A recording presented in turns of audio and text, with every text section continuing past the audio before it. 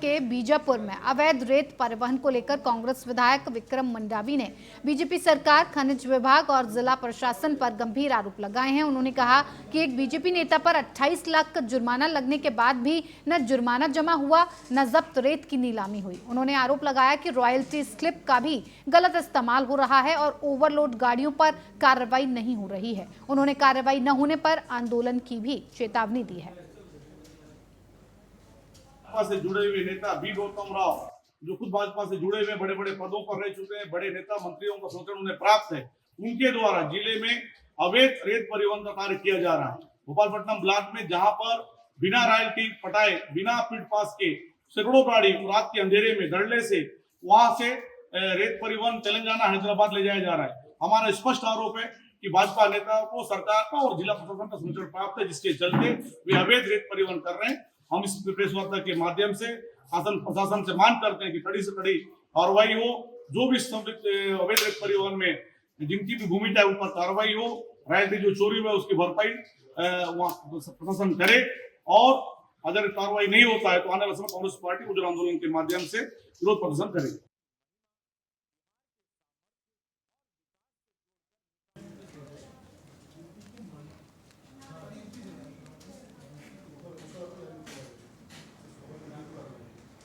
कांग्रेस विधायक ने प्रशासन पर सवाल उठाए हैं। 28 लाख का जुर्माना, फिर भी किसी तरह की कोई कार्रवाई नहीं की गई है। लगातार इसको लेकर आंदोलन की चेतावनी भी दी जा रही है कि रेत घोटाले पर साफ तौर पर अगर किसी तरह की कोई कार्रवाई नहीं होती है तो फिर आंदोलन किया जाएगा। ये पूरा मामला अवैध रेत खनन का है जो बीजापुर के छत्तीसगढ़ से सामने आया, और इसको लेकर कांग्रेस विधायक ने प्रशासन के कामकाज पर सवाल उठाए हैं कि 28 लाख का जुर्माना था, ना तो जुर्माना जमा किया गया है और ना ही इस पर किसी तरह की कोई कार्रवाई ली गई है, ना कोई कार्रवाई की गई है।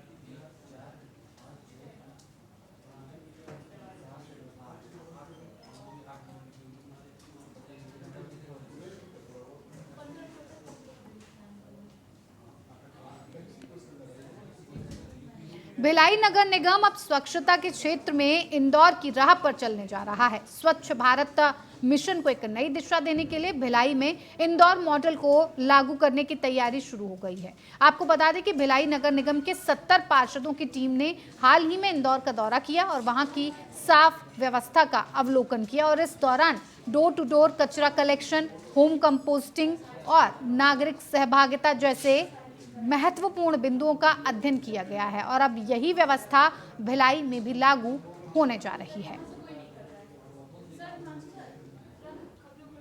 उनमें राज्य शासन ने नगर निगम के 14 निकाय के महापौर और कमिश्नर्स को भेजा था वहाँ की साफ सफाई, स्वच्छता का देखने, वहाँ की व्यवस्था देखने के लिए। वहाँ से जब हम लोग वहाँ से लौटे और महापौर परिषद में इसकी मैंने चर्चा की, तो महापौर परिषद के जितने भी साथी हैं उन्होंने भी ये इच्छा जाहिर की कि हम सभी जनप्रतिनिधि अपने शहर को इंदौर से बेहतर बनाना चाहते हैं। अगर हमको भी वहाँ सीखने का अवसर मिले तो हम भी जाएंगे। इधर छत्तीसगढ़ के बीजापुर से एक और दर्दनाक खबर सामने आई है, जहां नक्सलियों ने एक और शिक्षा दूत की बेरहमी से हत्या कर दी है। घटना बीजापुर जिले के गंगालूर क्षेत्र के नेंद्रा गांव की है, जहां पदस्थ शिक्षा दूत कल्लू ताती को नक्सलियों ने कल शाम स्कूल से लौटते वक्त अगवा किया और देर रात उनकी हत्या कर दी। चौंकाने वाली बात यह है कि बंद पड़े स्कूल को दोबारा शुरू करने के बाद से अब तक कुल 9 शिक्षा दूतों की नक्सली हत्या की जा चुकी है, जिनमें से 5 बीजापुर और 4 सुकमा जिले से हैं। इसी पर ज्यादा जानकारी के साथ अमर सदाना स्टेट हेड हमारे साथ जुड़ गए हैं। अमर, एक शिक्षा दूत की निर्मम तरीके से हत्या कर दी जाती है और ये कोई पहली घटना नहीं है, लगातार इस तरह की घटनाएं सामने आ रही हैं। 5 बीजापुर से और 4 सुकमा जिले से अभी तक की इस तरह की खबरें हम देख चुके हैं। क्या कुछ इसको लेकर कार्रवाई की जा रही है पुलिस प्रशासन की तरफ से, और बात अगर सरकार की करें तो इसको लेकर क्या कुछ कोई सख्त कदम उठाने की बात सरकार की तरफ से आई? बिल्कुल निश्चित तौर पे छत्तीसगढ़ में माओवादियों ने फिर एक बार जो है अपने कायराना हरकत को अंजाम दिया है। जो बीजापुर इलाका है वो घोर नक्सल इफेक्टेड इलाका माना जाता है। ये गंगलारुल थाना क्षेत्र के तोड़का गांव में माओवादियों ने जो शिक्षा दूत है उसकी बेरहमी से हत्या कर दी। बताया जा रहा था कि ये तोड़का इलाके में ही रहता था ये युवक और वही उसी एरिया में ये पढ़ाया करते थे और सरकार की एक योजना है उसके तहत ये शिक्षा दूत उन इलाकों में पढ़ाते हैं और उन इलाकों में जो है बहुत सारे स्कूल बंद हो गए थे जिसकी वजह से ये शिक्षा दूतों को सामान्य मानसिक देके सरकार वहां पे शिक्षा पहुंचाने के लिए, शिक्षा का अलग जगाने के लिए उस एरिया में लगातार शिक्षकों की नियुक्ति कर रही है।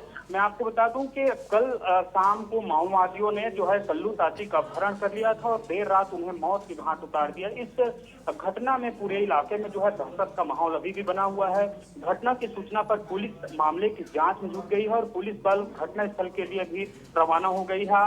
उन इलाकों में सर्चिंग अभियान लगातार जारी है। मैं आपको बता दूं कि बस्तर संभाग के जो दुर्गम और नक्सल प्रभावित इलाका है उसमें लंबे समय तक जो स्कूल बंद रहे हैं, ऐसे में सरकार ने स्थानीय युवाओं को शिक्षा के दूत में नियुक्त कर स्कूलों में पुनः संचालित करने का जो प्रयास शुरू किया था, उनके वजह से ही कई गांवों में शिक्षा की लौ जलने लगी थी और इसके बाद जो है स्कूल बच्चे लौटने लगे थे। मैं आपको बता दूं कि बंद पड़े स्कूलों को पुनः संचालन के बाद अब तक नक्सली जिले में कुल 5 शिक्षकों की जो है हत्या कर चुके हैं। वहीं बीजापुर और सुकमा जिले दोनों जिले को मिलाकर हम बात कर लें तो 9 शिक्षा दूतों की अब तक हत्या कर दी गई है। दरअसल माओवादियों को शक है कि यह शिक्षा दूत मुखबिरी करते हैं जिसके कारण इस इलाके में लगातार दहशत फैला रहे हैं और शिक्षा दूतों की हत्या लगातार कर रहे हैं। एक तरफ पुलिस दावा कर रही है कि इन इलाकों में सर्चिंग अभियान लगातार बढ़ा दी गई है। शासन की तरफ से भी समय समय पर निर्देश जारी हो रहा है कि इन इलाकों में देखा जाए, क्योंकि देखिए आम जनजीवन या आम लोगों की हत्या कर रहे हैं नक्सली, तो कायराना करतूत को कुल मिलाकर अंजाम दे रहे हैं। अमर सदानंद, जानना चाहेंगे कि ये जो शिक्षा दूत की निर्मम हत्या की गई और ऐसी पहले भी कई बार निर्मम हत्याएं की जा चुकी हैं, लेकिन इस केस की अगर बात करें तो क्या पहले से किसी तरह की उनकी किसी के साथ कोई रंजिश चल रही थी, किसी तरह की कोई दुश्मनी निकलकर सामने आई है? पुलिस की तरफ से इस पूरे मामले पर क्या कुछ कहा जा रहा है, क्या कुछ कार्रवाई की गई है, जानना चाहेंगे। बिल्कुल, देखिए जब भी उन इलाकों में विकास की गाथा लिखी जाती है छत्तीसगढ़ सरकार की तरफ से, क्योंकि घोर नक्सल इफेक्टेड एरिया है जहां जंगल जमीन के तरफ जो है विकास जाती है, सड़क जाती है, तो बौखलाए नक्सली अपने कायराना हरकत को अंजाम देते हैं। चाहे आम ग्रामीण की बात कर लें, चाहे शिक्षा दूतों की बात कर लें, या तो पुलिस जवानों की बात कर लें, निर्मम हत्या कर दी जाती है, गोली से उड़ा दिया जाता है, पर्चा जारी किए जाते हैं, तमाम तरह के हथकंडे अपनाए जाते हैं। क्योंकि अभी मानसून ऑपरेशन चलेगा, छत्तीसगढ़ के जो बस्तर इलाका है उस पे मानसून ऑपरेशन के तहत जवान जंगल पे जाएंगे और उनके जो मठ बने होते हैं, उनके जो स्मारक बने होते हैं, उनके ध्वस्त करने की लगातार कार्रवाई की जा रही है। इससे बौखलाए नक्सलियों ने लगातार जो है आम लोगों को भी निशाना बना रहे हैं और जो शिक्षा दूत है उसको निशाना बना रहे हैं और पुलिस की कार्रवाई मुंहतोड़ जवाब कार्रवाई में लगातार कार्रवाई चल रही है। हालांकि देखिए इस तरह की जो कायराना करतूत है उससे बाज नहीं आ रहे हैं नक्सली। जी अमर, बहुत बहुत धन्यवाद तमाम जानकारी इस खबर से जुड़ी हुई हमारे दर्शकों तक पहुंचाने के लिए।